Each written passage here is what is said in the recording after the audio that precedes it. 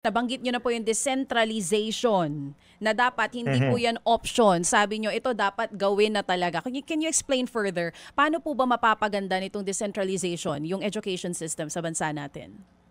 In very simple terms, DJ Chacha, ang decentralization ay pagbibigay ng mas malawakang kapangyarihan at responsibilidad sa ating mga local government units at sa Mm. ating mga school heads, no, sa pag-manage ng mga ng edukasyon sa kanilang mga lugar at sa kanilang mga locality.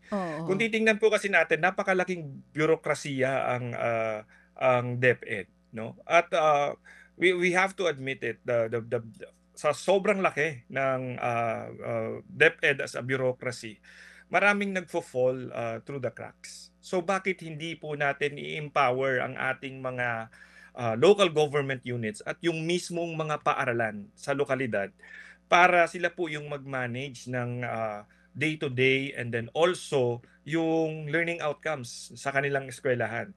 The national government, the DepEd, can set the national policy, the national directives, but the implementation and also yung, let's say, pag-i-implement nito sa bawat lugar at bawat eskwelahan should be to the local governments. Kasi sila po yung nakakaalam kung ano yung pangangailangan nila.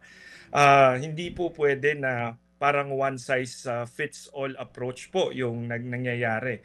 So, isa pong magandang example po dito at ito na rin po ay ginagawa ngayon, no. So hindi po ito bagong konsepto, yung decentralization of education is yung pagsususpinde, no, yung desisyon sa pagsususpinde ng klase, especially during the times na merong mga weather disturbances, ay according to Senator Angara just before the start of the school year ay nagsabi siya na that is through the local governments already. So that's a step towards decentralization. So but maliban po sa decision on class suspensions, dapat po decision on spending, decision on Okay. teacher hiring, decision as well on industry partnerships should be done at Okay. the local level. We Okay. empower our local governments to do Sige. that.